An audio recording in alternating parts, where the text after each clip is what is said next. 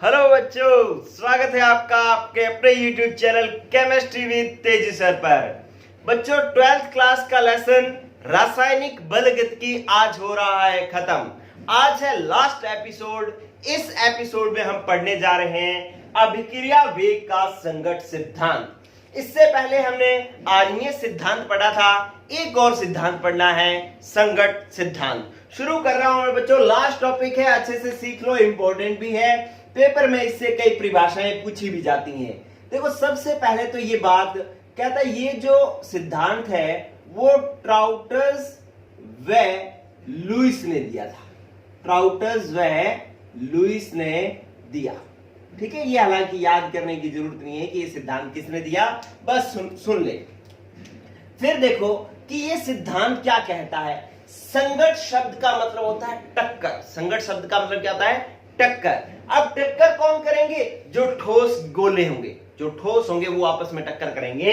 तो इस सिद्धांत ने क्या किया कि अभिकारकों को, जो क्रियाकारक है, उनको अभिकारकों को ठोस गोले माना।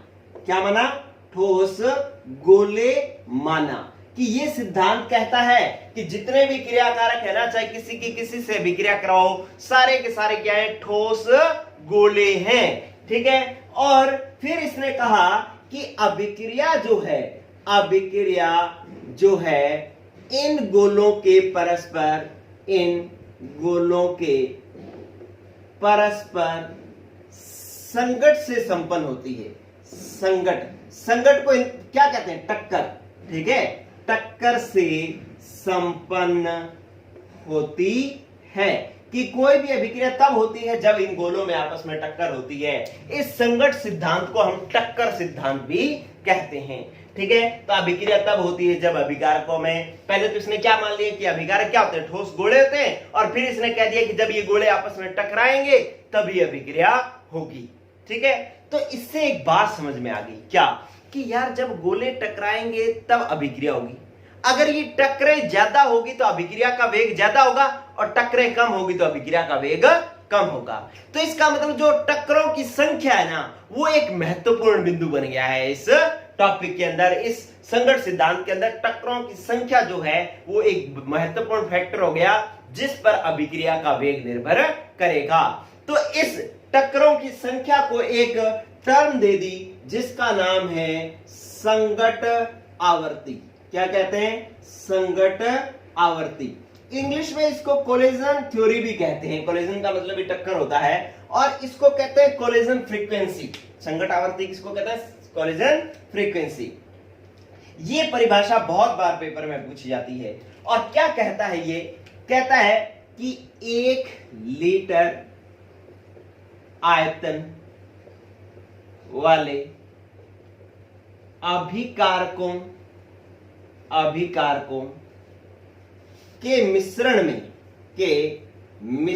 में होने वाली टक्करों की संख्या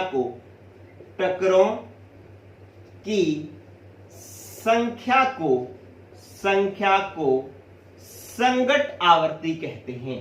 संगत आवर्ती कहते हैं, ठीक है। संगत आवर्ती कहते हैं। तो ये बात जो है आपको अच्छे से समझनी है भाई। क्या है? क्योंकि ये ही परिभाषा है जो सबसे ज्यादा इस टॉपिक में, सबसे ज्यादा बोर्ड में जो पूछी गई है वो यही परिभाषा है कि संगत आवर्ती किसे कहते हैं। ये समझ लो कि ये मेरे पास एक पात्र था, इसके अंदर क्रियाकारकों का मिश्रण पड़ा था, लेकिन इस क्रियाकारकों का मिश्रण कितना होना चाहिए? 1 लीटर होना चाहिए। सुनना, एक चीज और रहेगी इसके अंदर, इसका आयतन जो है वो 1 लीटर होना चाहिए। और इस 1 लीटर आयतन में 1 सेकंड में जितनी टक्करें होंगी, मान लो 50 टक्करें होंगी तो इसका संगत आवर्ती 50 है। 100 टक्करें होंगी तो इसकी संगत आवर्ती 100 है।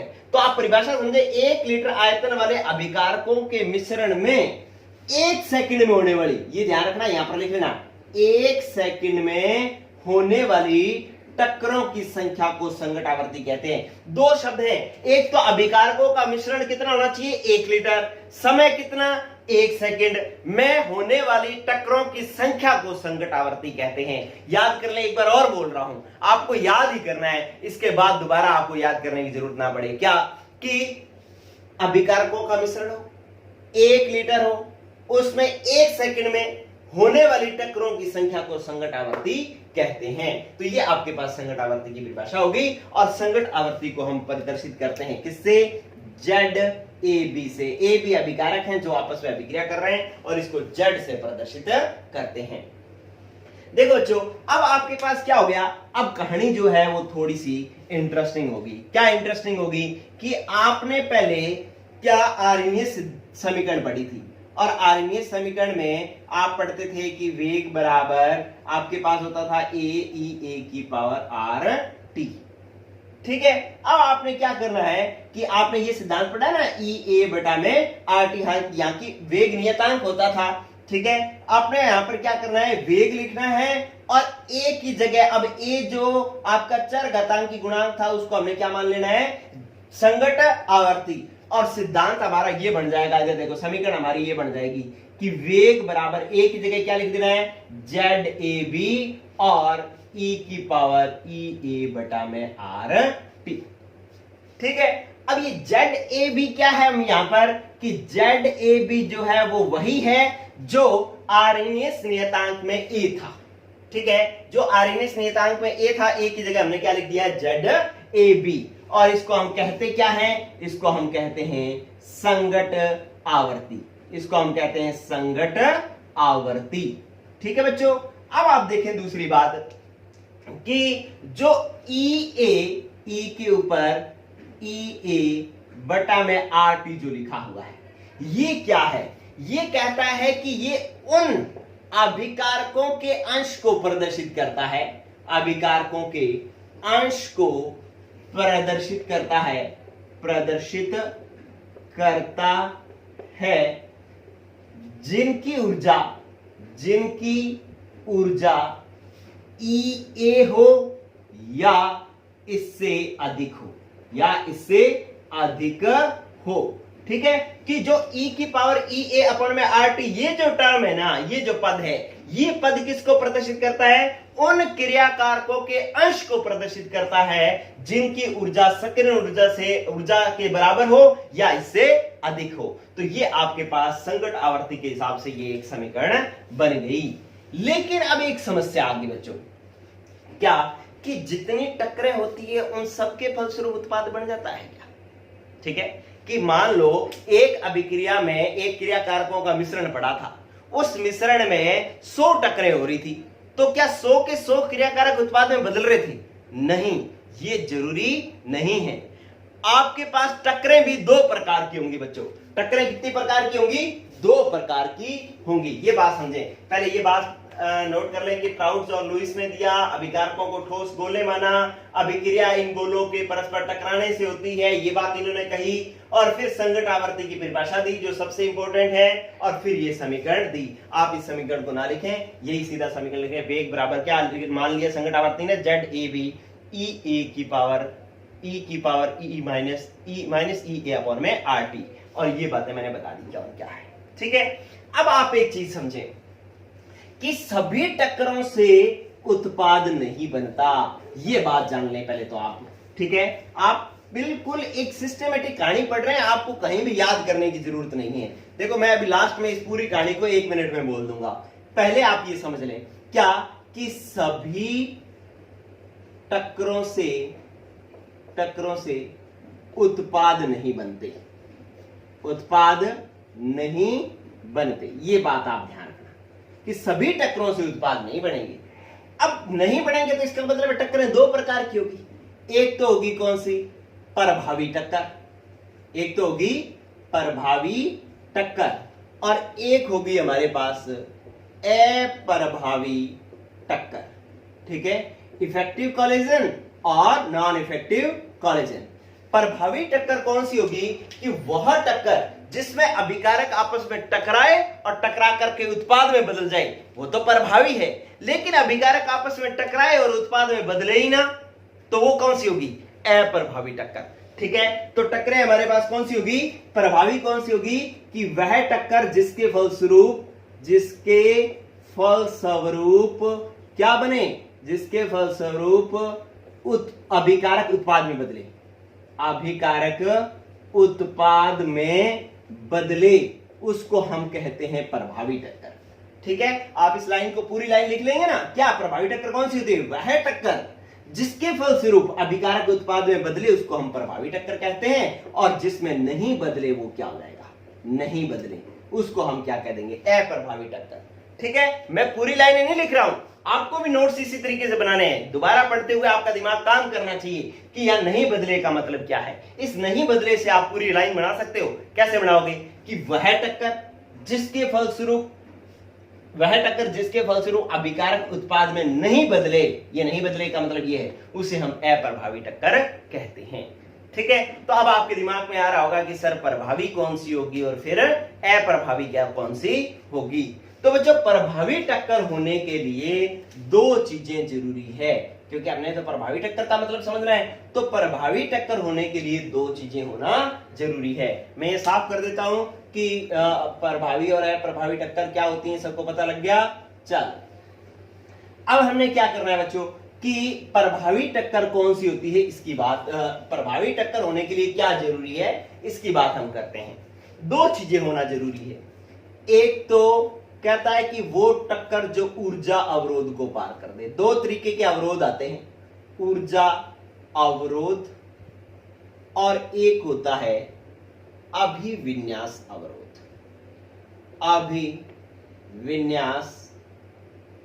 अभिविन्यास अवरोध, इन दो चीजों को पार करना जरूरी है। ठीक है, कि जब भी कोई टक्कर हो और वो टक्कर इन दो अवरोधों को पार कर दे, एक तो ऊर्जा अवरोध को और एक अभिविन्यास अवरोध को, तो उस टक्कर को हम प्रभावी टक्कर कहते हैं। ठीक है, लेकिन अगर कोई टक्कर ऐसी है जिससे ये दोनों अवरोध पार नहीं होते, तो वो टक्कर अप्रभावी होती है, उससे उत्पाद नहीं बनता। ठीक है, तो अब ऊर्जा अवरोध क्या होता है? ऊर्जा अवरोध आपको पता है कि प्रत्येक अभिकारक को उत्पाद में बदलने के लिए क्या चाहिए होता है? दहली ऊर्जा। ठीक है, अभिकारक को उत्पाद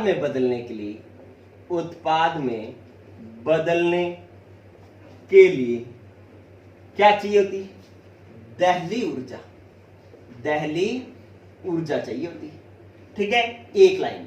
अब दूसरी लाइन कि वे अभिकारक, जब कोई अभिकारक ऐसे आपस में टकराएंगे जिनके पास दहली ऊर्जा हो, दहली ऊर्जा याद है ना क्या थी? कि किन्हीं अभिकारकों को उत्पाद में बदलने के लिए आवश्यक न्यूनतम कुल ऊर्जा को हम दहली ऊर्जा कहते थे। आर्यन सिद्धांत में हमने पढ़ा है। ठीक है, तो इसका मतलब है कि ऊर्जा अवरोध है, ये अवरोध है, यहां पर ऐसे अवरोध बना हुआ है, इस अवरोध को पार करेगा तभी उत्पाद में बदलेगा। इस अवरोध को पार करने के लिए अभिकारकों के पास दहली ऊर्जा होनी जरूरी है। ये क्या है? ये दहली ऊर्जा है। ठीक है, तो अब कहता है कि अगर वो अभिकारक आपस में टकराए जिनके पास दहली ऊर्जा है, तो उत्पाद बनेगा, और टक्कर कैसी होगी? प्रभावी होगी। ठीक है, और यदि कोई ऐसा अभिकारक आपस में टकराए जिनके पास दहली ऊर्जा ही नहीं है, अरे जेब में किराया ही नहीं है और वो दिल्ली के लिए चल पड़ा, तो वो दिल्ली पहुंचेगा? नहीं पहुंचेगा। ठीक है, तो इसका मतलब हो गया, मैं इसको साफ कर देता हूं, एक बार अभिविन्यास को अलग से समझा दूंगा। तो आप ये समझे कहानी कि वे अभिकारक जिनके पास दहली ऊर्जा होती है, वे अभिकारक टकराएं, वे अभिकारक टक्कर करते हैं, टक्कर करके उत्पाद में बदलते हैं। ठीक है, यह टक्कर प्रभावी टक्कर कहलाती है। प्रभावी टक्कर होगी, मतलब ये जो टक्कर होगी वो कैसे होगी? प्रभावी होगी। तो आपने एक बात समझ ली कि पहली बात तो ऊर्जा अवरोध क्या है कि भैया क्रिया कारकों को उत्पाद में बदलने के लिए दहली ऊर्जा चाहिए। अब दहली ऊर्जा चाहिए, तो अब जब दो क्रिया कारक आपस में टकरा रहे हैं जिनके पास दहली ऊर्जा है, तो वो तो उत्पाद में बदलेंगे, और उत्पाद में बदलेंगे तो टक्कर कैसी हुई? प्रभावी टक्कर हुई। ठीक है, और दूसरा इसी का दूसरी लाइन अपने आप लिखो। क्या लिखेंगे? कि वो अब यदि वे अभिकारक आपस में टकराए जिनके पास दहली ऊर्जा ना हो, यहां पे इसी लाइन को आप दूसरी लाइन बना लोगे ना, क्या कि यदि वो अभिकारक आपस में टकराए जिनके पास दहली ऊर्जा ना हो, तो वो अभिकारक टक्कर करके उत्पाद में नहीं बदलेंगे और टक्कर कैसी हो जाएगी? अप्रभावी टक्कर हो जाएगी। ठीक है, तो अगर मैं यूं लिख दूं कि यदि वे अभिकारक टकराएं, वे अभिकारक टकराएं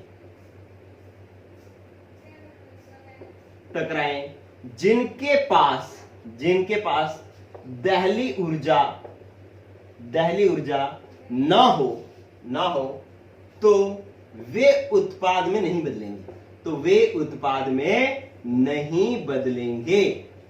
बदलेंगे, और ऐसी टक्कर कैसी हो जाएगी? ऐसी टक्कर अप्रभावी होगी। ठीक है बच्चों, तो जो इस दहली ऊर्जा वाले अवरोध को पार कर देगा उसको तो हम कहेंगे प्रभावी टक्कर, और जो दहली ऊर्जा के अवरोध को पार नहीं करेगा उसको हम कहेंगे अप्रभावी टक्कर। ठीक है, तो ये बात होगी ऊर्जा अवरोध की। ठीक है, चलो अब हम बात करते हैं दूसरा अभिविन्यास अवरोध की। ठीक है, ऊर्जा अवरोध समझ में आ गया आपको कि दहली ऊर्जा को पार करना है। अब जिन अभिकारकों के पास दहली ऊर्जा है वो टकराएंगे तो भैया उत्पाद में बदलेंगे, और उत्पाद में बदलेंगे तो टक्कर प्रभावी होगी। लेकिन अगर अभिकारक आपस में टकराएं जिनके पास दहली ऊर्जा ना हो तो वो उत्पाद में नहीं बदलेंगे, टक्कर कैसी हो जाएगी? अप्रभावी हो जाएगी। ये हुआ ऊर्जा अवरोध। चलिए अब मैं बात कर रहा हूं अभिविन्यास अवरोध की। देखो अभिविन्यास अवरोध क्या है कि जो क्रियाकारक आपस में टकरा रहे हैं ना, दूसरी बात में लिख रहा हूं कि अभिविन्यास अवरोध, ये दूसरा अवरोध है।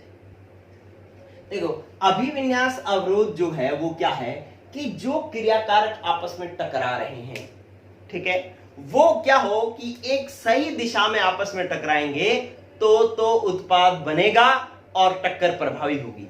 लेकिन अगर वो सही दिशा में आपस में नहीं टकरा रहे तो उत्पाद नहीं बनेगा और टक्कर अप्रभावी होगी। समझे कैसे?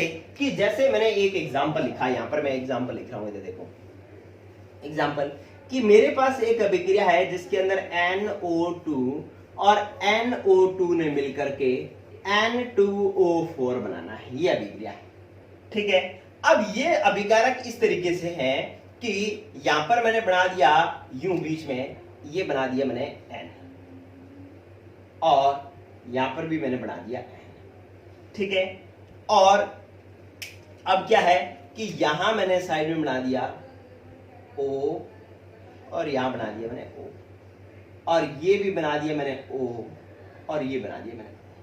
ठीक है, इसमें जब अभिक्रिया होगी तो इस दिशा में जब ये आपस में टकराएंगे कि N के सामने आए, ठीक है, क्योंकि इस अभिक्रिया में जो बंध बनना है वो इस तरीके से बनना है NO2, यहाँ पे NO2 और NO2 ये बनना है, मतलब बंध N और N के बीच में बनना है। जब ये दोनों आपस में अभिक्रिया करेंगे तो बंध किसके बीच में बनना है? N और N के बीच में। तो जब N और N आमने सामने टकराएंगे तभी तो आपस में बंध बनेगा ना।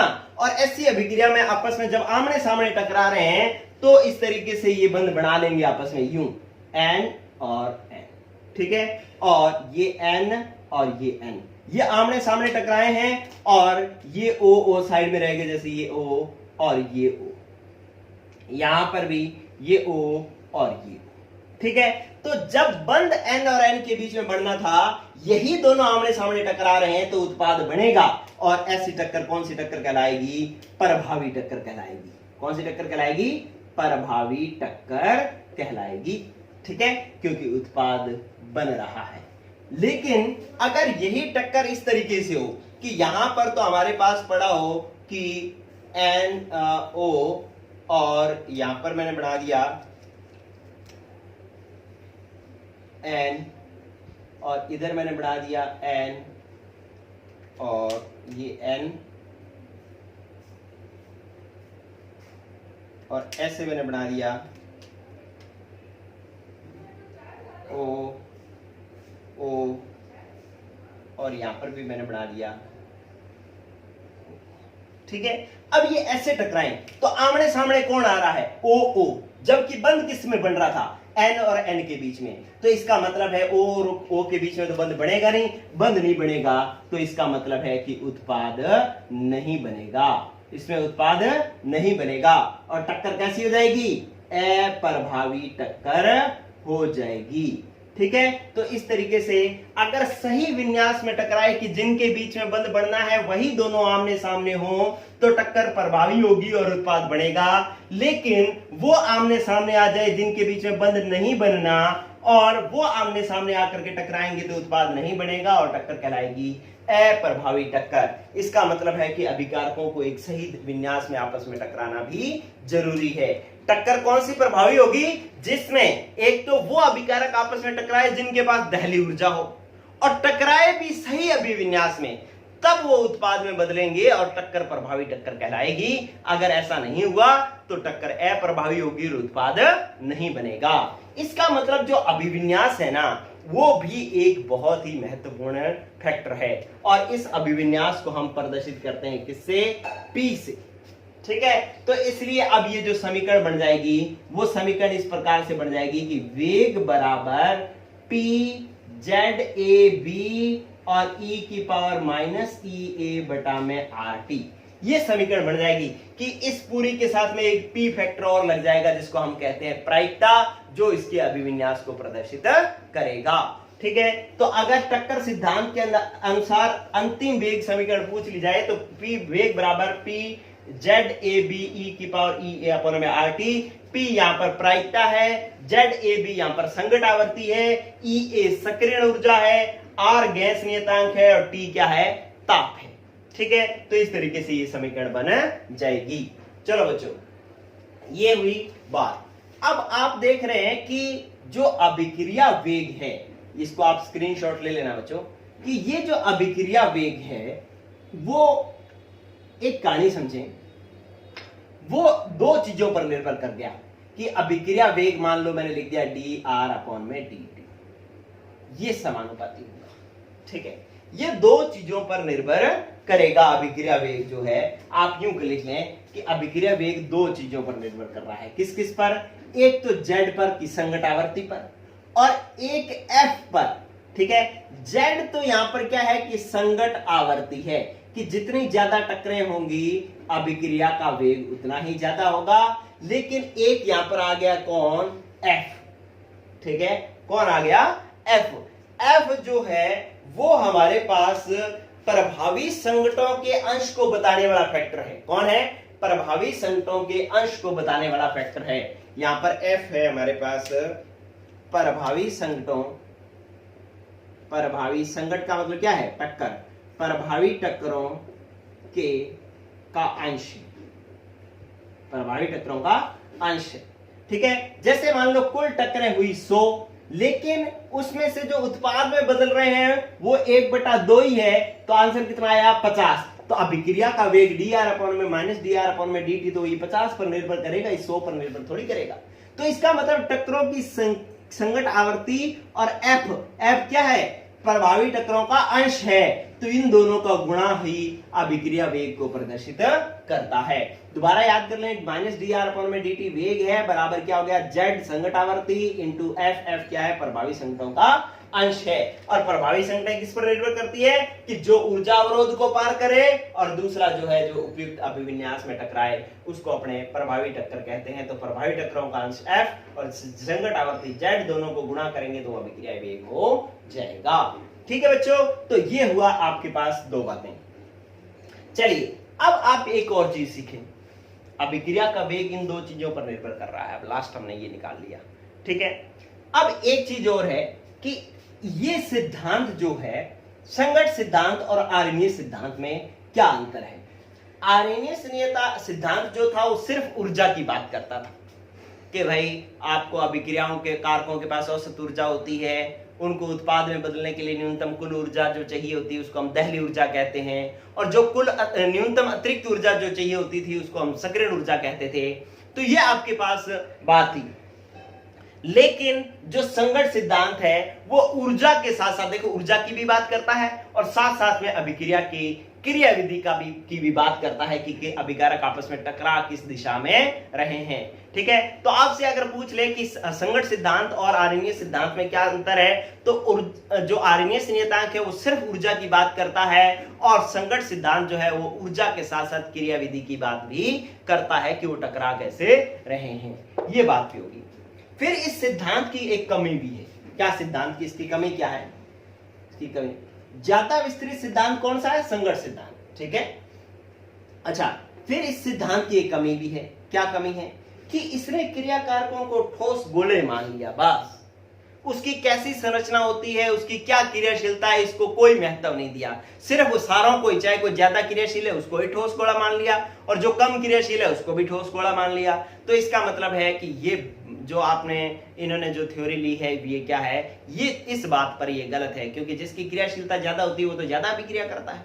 ठीक है, और उस इन्होंने तो सारों को एक घोड़े गधे सारे बराबर कर दिए कि सारे ही ठोस घोड़े हैं। ठीक है, तो ये इस सिद्धांत की कमी है कि इसने सभी अभिकारकों को, अगर लाइन में पूछा जाए कि संघट्ट सिद्धांत की कमी क्या है, तो आप कहेंगे कि इस सिद्धांत ने सभी अभिकारकों को ठोस गोले मान लिया, उनकी संरचना और क्रियाशीलता को कोई महत्व नहीं दिया, ये इसकी कमी है।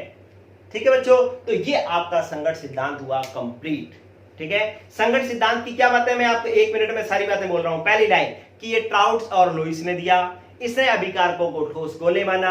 इसने कहा कि घोड़े आपस में टकराएंगे तो अभिक्रिया होगी, नहीं टकराएंगे तो नहीं होगी। इसका मतलब टक्करों की संख्या पर अभिक्रिया का वेग निर्भर कर रहा है, जिसे हम एक पद दे देंगे, क्या कहेंगे, संघट्ट आवर्ती। और संघट्ट आवर्ती क्या होती है कि इकाई आयतन के अभिकारकों के मिश्रण में 1 सेकंड में होने वाली टक्करों की संख्या को हम संघट्ट आवर्ती कहते हैं। फिर आपके पास समीकरण बन गई थी कि वेग बराबर ZAB -EA/RT।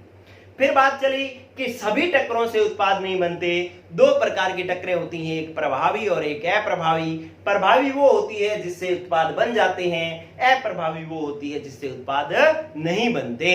फिर आपने सुना कि प्रभावी टक्कर कौन सी होगी, जो दो अवरोधों को पार करेगी, एक ऊर्जा अवरोध और एक अभिविन्यास अवरोध।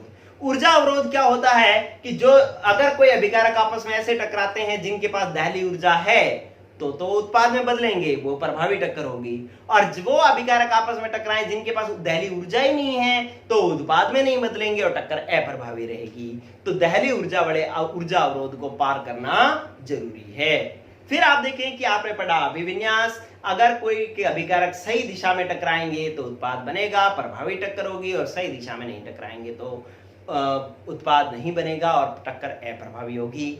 इसके लिए हमने एक फैक्टर भी लगा लिया था P, इसलिए अब वेग नियतांक, वेग के जो समीकरण बन गई वो वेग बराबर बन गया P ZAB EA-RT। ठीक है, ये समीकरण बन गई। और अभिक्रिया वेग निर्भर किस पर करने लग गया, तो अभिक्रिया वेग 2 चीजों पर निर्भर करने लग गया, एक तो संघट्ट आवर्ती और एक प्रभावी टक्करों के अंश के गुणनफल पर निर्भर करने लग गया। इस सिद्धांत की कमी क्या है कि इसने सभी को ठोस गोले मान लिया, उनकी संरचना और क्रियाशीलता को कोई महत्व नहीं दिया। 1 मिनट में मैंने सारा सिद्धांत दोबारा बोल दिया। अब आपको पक्का पक्का याद हो जाना चाहिए, और मुझे बताना कमेंट में कि कितने लोगों को ये वाला सिद्धांत तो वो कभी नहीं भूलेंगे। ठीक है, एक छोटी सी बात मैं और बता देता हूं और इसके बाद हम लेसन खत्म करते हैं। वैसे तो खत्म हो गया, लेकिन थोड़ी सी बात मैं एक और बता देता हूं कि 2 ग्राफ होते हैं, कि जो आपने आर्यनिक सिद्धांत के अनुसार 2 ग्राफ बनाए थे, उसमें एक चीज समझना कि ये क्रियाकारक है, इनकी ऊर्जा इतनी है, ये दहली ऊर्जा है, मतलब इतनी ऊर्जा दहली ऊर्जा है, इसको पार करके वो उत्पाद में बदला और उत्पाद में बदला और यहां आ गया। ये अब अभिकारक के पास तो ऊर्जा थी इतनी, इधर देखें, अभिकारक के पास तो ऊर्जा थी इतनी और उत्पाद के पास ऊर्जा है सिर्फ इतनी। तो उत्पाद के पास कम है, अभिकारक के पास ज्यादा है, तो इन दोनों के बीच का जो ऊर्जा अंतराल जो है ना, डेल्टा H, इसको हम कहते हैं अभिक्रिया एंथैल्पी। क्या कहते हैं? अभिक्रिया एंथैल्पी। ठीक है, और इसका मान क्या होता है? उत्पाद की ऊर्जा माइनस अभिकारक की ऊर्जा। तो डेल्टा H बराबर क्या हो जाएगा? P की ऊर्जा माइनस क्या हो जाएगा? R की ऊर्जा। तो अब देखो, P R की ऊर्जा, R ऊंचा है, ये ऊर्जा था ना यहाँ पर, R ऊंचा है तो R की ऊर्जा ज्यादा है, P की ऊर्जा कम है, तो डेल्टा H का मान किस में आ जाएगा? माइनस में। और अभिक्रिया कैसी होगी? ऊष्माक्षेपीय अभिक्रिया होगी। कैसी होगी? ऊष्माक्षेपीय अभिक्रिया हो जाएगी। ठीक है, लेकिन अगर ये ग्राफ इस तरीके से आ जाए कि इसका मतलब अगर आपसे पूछा जाए कि ऊष्माक्षेपीय अभिक्रिया का ग्राफ बनाओ, तो आप ऐसे ग्राफ बनाएंगे, ऊर्जा और यहां पर लिखेंगे अभिक्रिया, यहां पर लिखेंगे दहली ऊर्जा, ये लिखेंगे क्या? दहली ऊर्जा। ठीक है, आप अगर ये ग्राफ बना लेंगे तो ये ऊष्माक्षेपी का है। अगर आपसे पूछ लिया जाए कि ऊष्माशोषी का ग्राफ बनाओ, तो ऊष्माशोषी का आप कैसे ग्राफ बनाओगे? वही यहां पर लिखेंगे ऊर्जा, यहां पर लिखेंगे अभिक्रिया, अभिक्रिया, ठीक है, और यूं बनाएंगे ये क्रिया कारक, फिर आपके पास ये क्या हो जाएगी? दहली ऊर्जा और ये उत्पाद। ठीक है, तो ये R, ये P। ठीक है, अब क्या हो गया कि यहां पर मिलाओ आप, P की ऊर्जा क्या है? ज्यादा, R की ऊर्जा क्या है? कम। ये जो बीच में अंतर है ये है ऊर्जा एंथैल्पी, अभिक्रिया एंथैल्पी। और अभिक्रिया एंथैल्पी इस बार क्या आएगी? उत्पाद की ऊर्जा ज्यादा है, क्रिया कारक की कम है, तो आंसर किस में आएगा? प्लस में। और प्लस में आएगा तो अभिक्रिया कैसी हो जाएगी? अभिक्रिया हो जाएगी ऊष्माशोषी। अभिक्रिया कैसी हो जाएगी? ऊष्माशोषी। तो आप उत्पाद को क्रिया कारक से नीचे बनाओ तो ऊष्माक्षेपी, उत्पाद को ऊपर बना दिया तो ऊष्माशोषी। ठीक है, तो ये दो ग्राफ जो है वो आपको समझ में आने चाहिए। आप खुद भी कर लेते अगर किताब से पढ़ते तो, लेकिन किसी के पास किताब नहीं है तो मैंने आपको ये समझा दिया। ठीक है बच्चों, तो ये लेसन हुआ आपका खत्म। अगला लेसन हम शुरू करेंगे पृष्ठीय रसायन। आप देखें कि जो बच्चे अभी भी पढ़ना नहीं शुरू किए हैं वो वास्तव में बहुत बड़ी गलती कर रहे हैं, बहुत ज्यादा मूर्खता कर रहे हैं। उनको पढ़ना शुरू कर देना चाहिए। देखो कितने लेसन, 4 लेसन कंप्लीट हो गए, और जो सबसे मेजर लेसन है इस 12th क्लास के, सबसे भारी भरकम जो लेसन है वो मैंने आपको करवा दिए हैं दोस्तों। ठीक है, तो अब एक लेसन आपने करेंगे पृष्ठीय रसायन शुरू। लेकिन आप लोग जो है अब जो आपके दोस्त हैं जिन्होंने अभी पढ़ना नहीं शुरू किया है उनको चैनल सब्सक्राइब शेयर कर दें, ताकि जो है वो भी नए लेसन से साथ में जुड़ जाएं। बीच में से लेसन बच्चों को अक्सर समझ में नहीं आता है, तो वो जब शुरू से साथ में जुड़ जाएंगे तो उनको अच्छे से समझ में आएगा। और आप लोगों ने भी, जो लोग अभी पीछे रह गए हैं, वो नए लेसन में साथ साथ चलें और पीछे बड़े लेसन के अलग बीच बीच में एपिसोड देख करके वो कवर अप करते रहें। ठीक है बच्चों, गुड लक, पढ़ते रहो। आप 12th वाले बच्चे ये भी एक हेल्प करें कि वो 11th के दोस्त जो हैं, उनके 11th के बच्चे जो उनके दोस्त हैं, रिलेटिव हैं, उनको भी वीडियो शेयर करें। जिन्होंने अभी 10th पास किया है उनको भेजें ये वीडियोस मेरी, और उनको कहें कि यार तुम ये क्लास लगाना शुरू करो। बिल्कुल जीरो लेवल से बातें शुरू कर रखी है मैंने। आप किसी भी चैनल पर देखो अमूमन इस तरीके की बातें नहीं बताई जाती, इतना जीरो से कोई नहीं शुरू करता। मैंने बिल्कुल जीरो से शुरू किया है, ताकि जो है हर बच्चे को छोटी छोटी बारीकियां जो है वो समझ में आए। तो आप उनको ये चैनल शेयर करें और उनको कहें कि आप वीडियो देखना शुरू करें। आपको समझ में आता है, आपको अच्छा लगता है तो आप साइंस ले लेना, नहीं आता तो आप आर्ट्स ले लेना, कॉमर्स ले लेना। तो इस तरीके से आप ये डिसाइड भी कर सकते हो 10-15 दिन क्लास देख करके। ठीक है, गुड लक बच्चों, पढ़ते रहो।